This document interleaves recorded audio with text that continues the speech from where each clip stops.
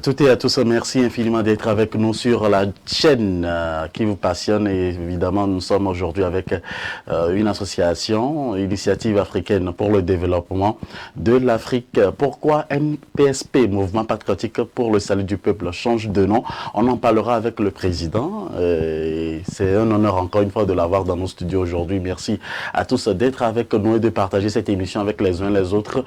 Vous êtes sur AfroWeb TV, www.afrowebtv.com, le lieu où vous pouvez également avoir des informations du côté de la diaspora, l'une des meilleures chaînes télévisées du côté de la diaspora pour également faire du bien au peuple à travers nos informations. C'est le tour des associations aujourd'hui, c'est pour des émissions spéciales. Vous êtes également une association, vous êtes un regroupement. Faites-nous signe, on peut parler avec vous et également divulguer vos informations avec les uns et les autres pour également les informer. Nous sommes en studio également avec monsieur Yampapou Yambouam qui n'est plus aujourd'hui à présenter, l'un de nos soutiens ici du côté de la diaspora. Monsieur Yampapou Yambouam qui est le président de MPSP qui a changé de nom, MPSP qui est littéralement normalement Mouvement patriotique pour le salut du peuple. Aujourd'hui, Initiative africaine pour le développement de l'Afrique. Monsieur Yampapou, bonjour. Bonjour Moïse. Bonjour Moïse, et je suis très content de vous retrouver encore une fois. Merci pour cette opportunité que vous nous offrez encore aujourd'hui. Merci infiniment d'avoir accepté notre invitation, monsieur Yampapou Yambouam. Alors, pour ceux qui ne connaissent pas MPSP, je voudrais tout simplement partager avec vous que le MPSP a connu sa naissance littéralement en 2016 et officiellement en 6 mars 2018. Nous avons connu également cette association entre griffes à qui on disait que si, disons, l'association ne changerait pas en un parti politique un jour. Et littéralement, on aura à vous poser également d'amples questions concernant également ce sujet au cours de cette émission spéciale Micro de la diaspora qui vous reçoit aujourd'hui. Alors, monsieur Yampapou Yambouam, la première question, pourquoi MPSP a changé de nom comme IADA? Alors, merci bien pour la question. Et nous avons dû changer de nom pour plusieurs raisons. La première, c'est pour satisfaire la demande de nos membres qui, justement, trouvaient que par rapport au fait de recruter de nouveaux membres, il y avait des difficultés parce que par rapport à la façon dont le nom sonnait, les gens avaient des réticences et les gens posaient régulièrement les questions de savoir si ça n'a pas une consonance politique et que est-ce que demain justement on ne va pas virer vers le politique. Donc ça fait que de plus en plus, les membres demandaient justement à ce qu'on puisse revoir le nom. Il a fallu donc aller en Assemblée générale pour cela. Alors la deuxième raison, c'est justement pour, j'allais dire, rassurer justement les sympathisants et tous ceux-là qui justement ont la volonté de rejoindre justement l'association dans sa vision, mais qui avaient des craintes derrière que peut-être du jour au lendemain, cette structure-là, qu'ils aiment bien, se mue en parti politique. En troisième position, il fallait rassurer, je crois, l'autorité aussi, qui apparemment était sur la même longueur d'onde. Et finalement, je crois que le changement de nom demandé donc par les membres a été salutaire parce que nous avons tenu donc l'Assemblée générale à Tapamé le 17 et finalement, après 2 semaines, nous avons reçu notre récépissé alors que cela faisait quand même depuis 3 ans, depuis 3 ans que nous étions quand même enregistrés officiellement, comme vous l'avez dit, le 6 mars 2018. Et nous sommes donc contents que ce changement de nom rassure l'autorité de façon à ce que nous ayons pu donc avoir ce récépissé. Les objectifs ont-ils changé? Non, les objectifs n'ont pas changé. Comme je l'ai souligné plus haut, tous veulent vraiment venir avec notre association parce que la vision, c'est quoi? Pour être terre à terre, la vision de MPSP, c'est de contribuer à améliorer le pouvoir économique des populations africaines de façon à aider nos États à devenir réellement indépendants. Parce que, comme vous le savez tous, c'est l'économie qui gouverne généralement et même jusqu'aux politiques. Et c'est cette contribution-là que nous voulons apporter pour améliorer les conditions de vie des populations, justement en les organisant, en les formant et en les outillant. Et donc, ça fait que cette vision, tout le monde est d'accord, peu importe le parti politique, peu importe la religion, peu importe la région, peu importe le continent dans lequel on vit. Et c'est cette vision-là qui continue d'être donc actuelle. Maintenant, la particularité de notre association, c'est que IADEA a pour mission de faire en sorte que la responsabilité du développement de l'Afrique incombe aux Africains d'abord. Donc voilà ce qui est notre particularité et ce sur quoi nous devons travailler tout au long donc, de cette émission. Comment est-ce que votre association a impacté de manière positive l'Afrique jusque-là, puisque même dans votre sigle aujourd'hui, ou soit dans votre dénomination, on sent qu'il y a l'Afrique qui revient deux fois. Oui, et justement, comme vous avez su le remarquer, on a dit initiative africaine pour le développement de l'Afrique. Oui. Et Afrique revient deux fois pour faire comme cette insistance-là à amener les gens à comprendre que le développement de l'Afrique doit reposer essentiellement sur les Africains avant d'être la responsabilité de quelqu'un d'autre. D'ailleurs, nous pensons que personne d'autre ne viendra réellement, sincèrement, faire le développement de l'Afrique à notre part. La preuve, il y a des partenaires depuis des siècles. Et jusqu'ici, l'Afrique est là où elle est. Et donc, cette situation nous a amené justement à un certain moment donné à nous poser des questions essentielles. Et ces questions essentielles ont donné des réponses sans équivoque qui doivent mettre l'Africain au devant justement de ses responsabilités. Il faut qu'on arrête de parler. Nous avons beaucoup trop parlé. Aujourd'hui, nous devons aller vers l'action. Et par rapport donc à votre question, quel a été l'impact aujourd'hui? Vous savez, chaque chose a un début, un commencement. Et bien que notre association soit une association panafricaine qui vise à s'installer dans tous les pays d'Afrique, nous avons d'abord voulu commencer quelque part. Et ce quelque part, nous avons choisi le Togo, ce petit pays-là, pour faire la phase d'expérimentation. Et aujourd'hui, nous nous réjouissons que nous obtenons donc ce récépissé-là.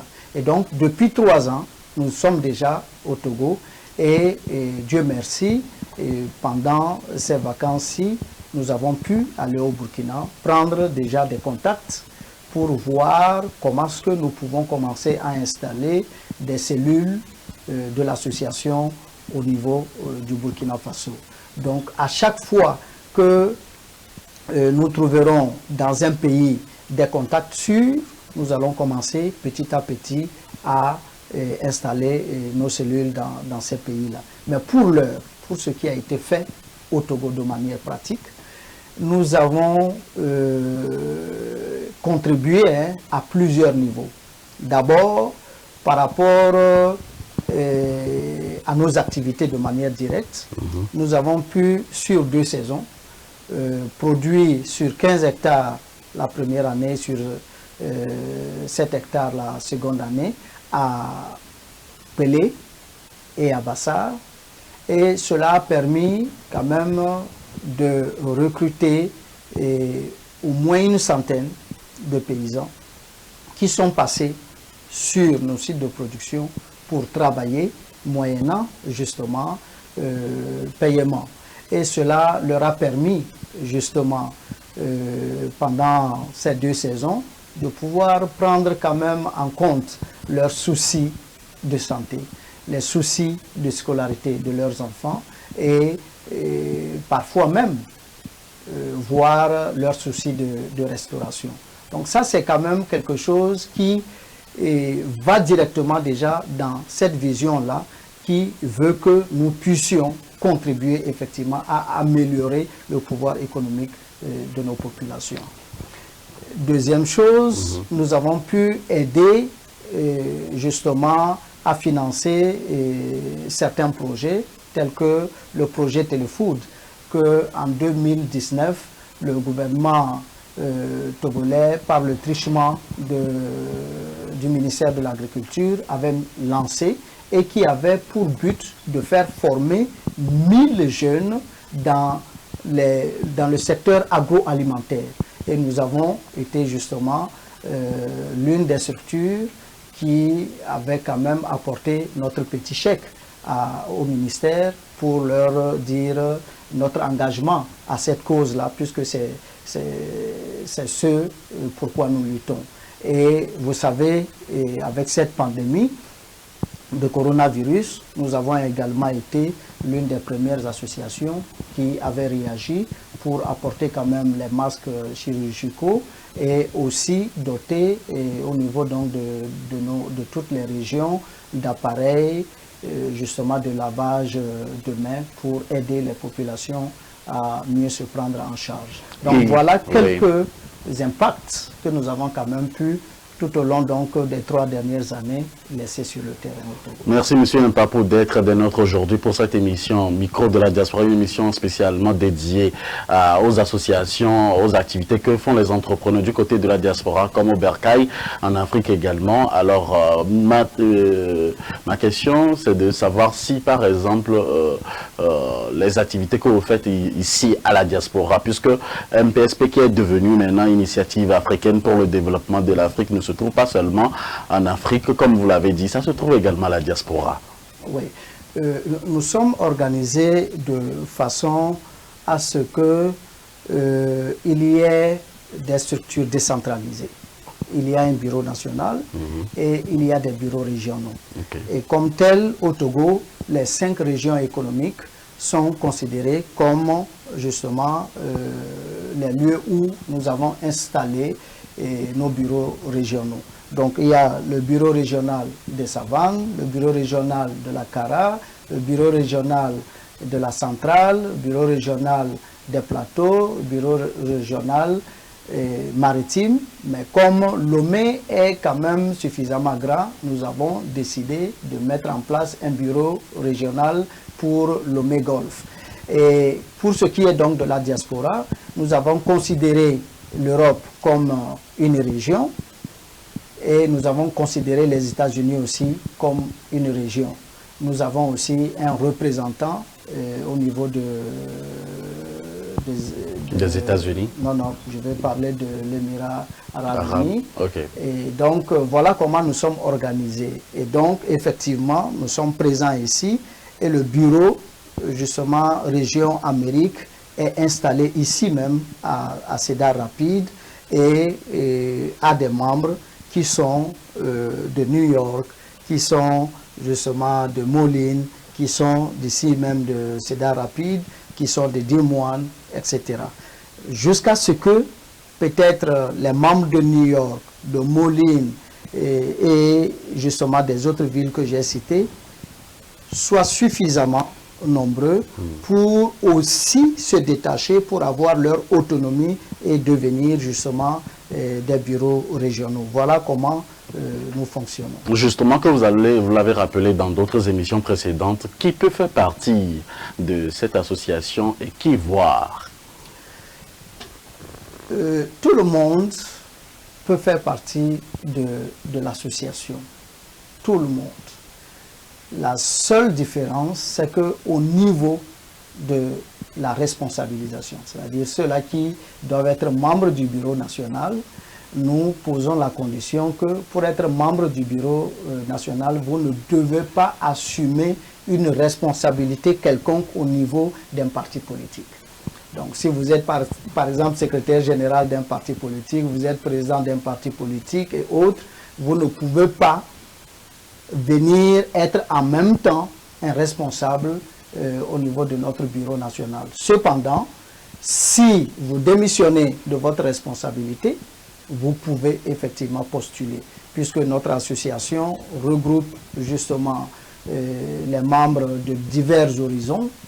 Et nous ne voulons pas faire en sorte que le politique prime sur les décisions que nous avons à prendre au niveau de notre instance nationale. Voilà pourquoi nous avons pris une telle décision. Sinon, tout le monde peut effectivement être membre. Et notre travail, justement, aujourd'hui, consiste à aller vers d'autres associations, à aller vers les organisations religieuses, à aller vers justement toutes les structures qui peuvent faire en sorte qu'on constitue justement une organisation de masse.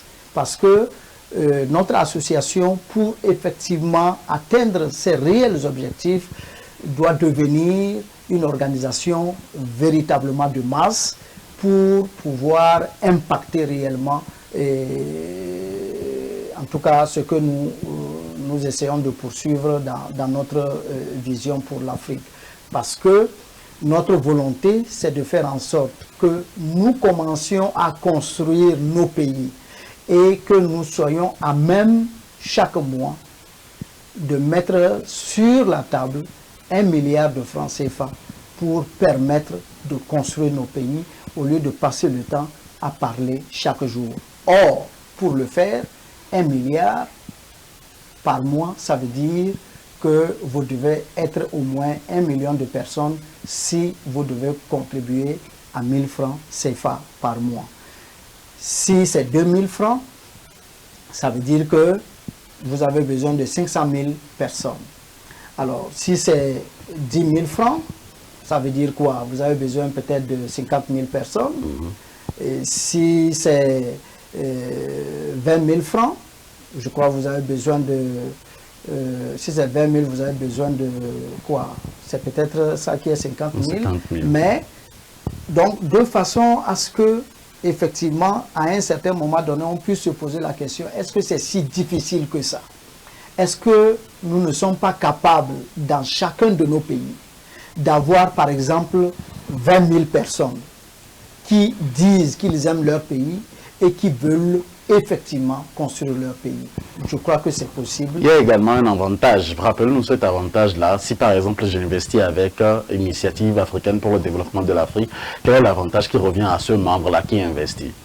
Oui, et ce que nous essayons de faire, c'est que lorsque nous mettons par exemple sur la table une cagnotte de 1 milliard de francs CFA, et par mois, 400 millions peuvent aller donc dans le social. Et 600 millions vont aller dans justement ce que nous appelons la création d'entreprises.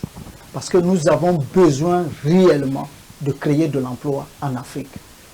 Et nous avons besoin de constituer justement des groupes économiques suffisamment puissants pour faire en sorte à regrouper toutes les compétences qui permettent à notre Afrique d'avoir justement une ambition futuriste. On ne peut pas continuer d'accepter que dans nos pays, ce soit les étrangers qui viennent extraire notre or, extraire notre pétrole, occuper nos ports, nos aéroports, tout simplement parce que vous n'avez pas de l'argent.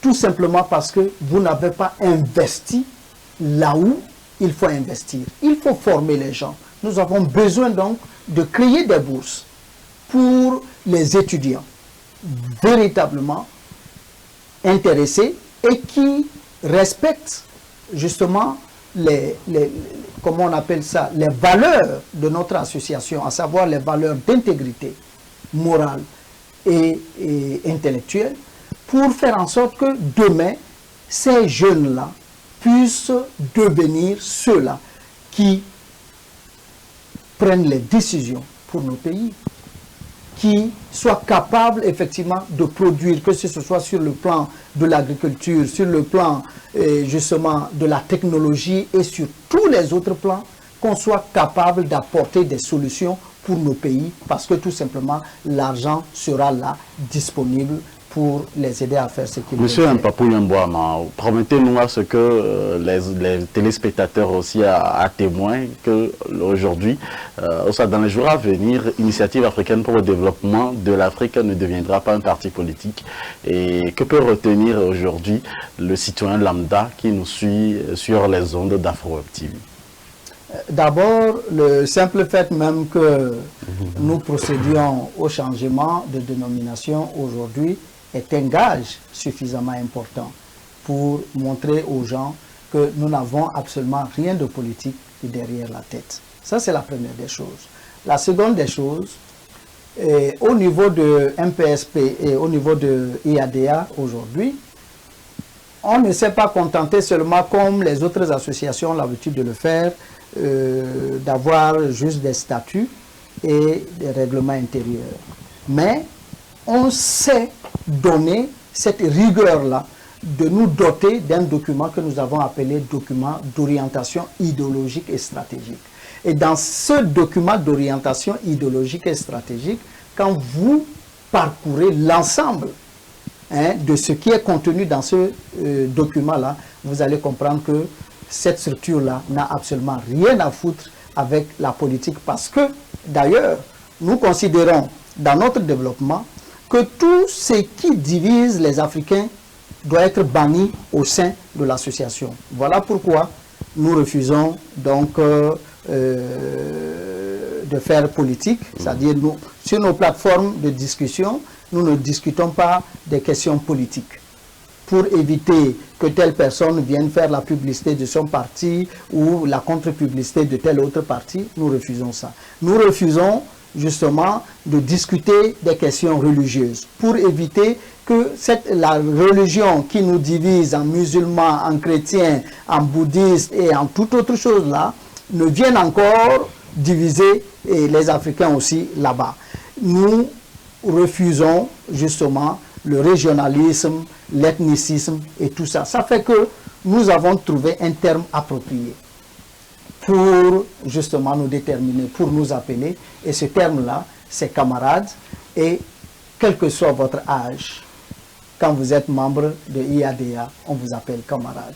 Quelle que soit votre religion, quel que soit votre parti politique, quel que soit votre statut social, quel que soit ce que vous êtes, on vous appelle camarade tout simplement parce que ça nous permet d'oublier toutes ces petites choses-là qui peuvent nous diviser. Donc c'est quand même autant de choses qui peuvent rassurer les uns et les autres. Et en parcourant les statuts, justement, vous allez constater que nous avons inscrit justement tout ce que je suis en train de vous dire là, pour que jamais, demain, nous puissions être transformés en parti politique. Si un responsable de IADA demain veut faire de la politique, il ne peut que démissionner de l'association avant d'aller verser donc dans la politique. Alors, Monsieur Yampapou Yambouama, je rappelle que vous êtes le président de l'Initiative africaine pour le développement de l'Afrique. Votre mot de fin pour terminer cette émission Micro de la Diaspora, une émission spécialement dédiée à votre association? Mon mot de fin, c'est de dire aux Africains que nous devons nous retenir, et cela très rapidement. D'abord, nous devons cesser de voir notre développement comme une course de vitesse et de nous regarder par rapport aux autres. Nous devons avancer à notre propre rythme. Ce n'est que de cette façon que nous pouvons effectivement faire ce dont nous voulons faire au moment où nous avons décidé de le faire. Deuxièmement, lorsque vous regardez un peu partout par rapport aux défis de l'Afrique, quand vous considérez le défi sécuritaire, aujourd'hui, l'Afrique souffre, a des difficultés à combattre ce mal, d'abord parce que l'argent manque. Et on va vous dire que pour ce qui concerne par exemple la mission de maintien de paix et justement au Mali, on paye aux gens 1 milliard par jour ou bien c'est par mois. Alors, nous devons faire ça pour aider justement nos soldats, au lieu des autres soldats venus d'ailleurs qui n'ont absolument rien à voir avec nos défis sécuritaires, pour aider justement nos pays à combattre ces situations. Nous avons justement le défi sur le plan de la santé. Aujourd'hui, nous en sommes avec cette histoire de coronavirus où l'Afrique se voit imposer tout ce qui vient du monde. Pourquoi? Parce que tout simplement, on nous a mis quelque part dans la tête que nous n'avons pas les moyens pour faire face à cette situation, quand bien même nous le faisons excellemment déjà dans nos pays. Nous avons besoin de nous mettre ensemble pour justement mettre nos énergies ensemble pour permettre à ceux-là qui sont nos scientifiques d'avoir de quoi développer leurs recherches et de pouvoir nous proposer des solutions partout où nous en avons besoin. Quand nous prenons le défi de la scolarité, nos étudiants sont formés pour aller au chômage et cela n'est pas normal. Nous avons le devoir de faire en sorte que nous prenions en main nos responsabilités pour faire former des étudiants qui vont produire demain, qui vont créer de l'emploi plutôt que de continuer de fabriquer des chômeurs. Quand nous prenons donc le défi de l'agriculture, de l'alimentation, nous ne pouvons pas laisser un tel domaine toujours entre les mains des autres.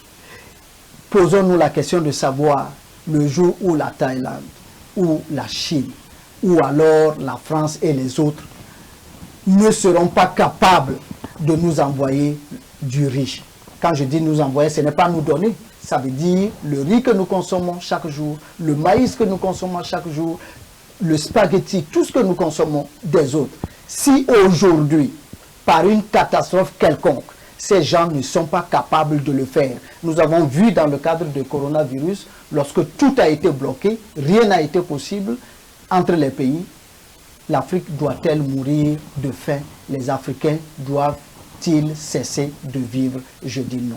Et voilà pourquoi nous devons prendre ce message de IADEA au sérieux pour commencer à nous responsabiliser et cesser de rejeter toujours le tort sur les autres. Nous sommes capables de faire beaucoup de choses. Et comme je vous l'ai dit, c'est à partir de rien du tout, mais à partir de notre nombre que nous pouvons effectivement mettre chaque mois 1 milliard de francs CFA dans nos pays pour construire justement tout ce dont nous avons besoin, et cela nous mettra aussi à l'abri des insultes, des mépris à travers le monde entier. Merci M. Mpapou d'avoir été des nôtres aujourd'hui pour cette émission Micro de la Diaspora. Merci à vous tous qui nous avez suivis. Cette émission sera disponible en replay sur notre chaîne YouTube. Merci à vous tous qui essayez également de partager ce lien YouTube avec nous.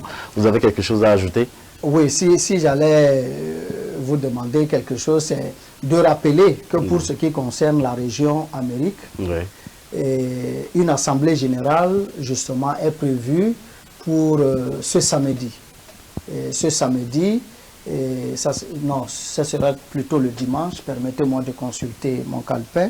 Ce dimanche 5 septembre, il y aura donc une assemblée générale Et je convie donc à cette occasion-là tous ceux-là qui nous suivent à venir donc à cette Assemblée générale et pouvoir donc trouver l'occasion de poser toutes les questions nécessaires afin de savoir effectivement ce que IADA, autrefois MPSP, est en train de faire pour l'Afrique.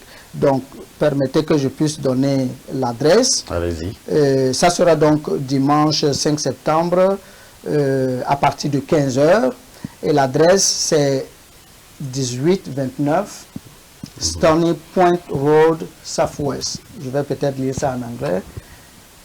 1829 Stony Point Road, Southwest. 1829 Stony Point Road, Southwest.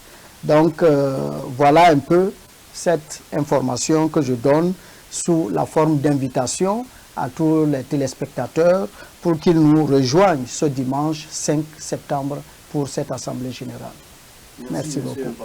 Merci, M. Mpapou, pour le rappel. Tout ça à l'Assemblée de l'Association Initiative africaine pour le développement de l'Afrique à 1829 Stony Point Road, Southwest, à Cedar Rapids, dans l'État d'Iowa. Merci à tous. On se revoit pour un autre numéro de votre émission Micro de la Diaspora. La porte ou les portes de notre média sont ouvertes pour vous, pour chacun de vous, pour toutes les nationalités, anglais comme en français.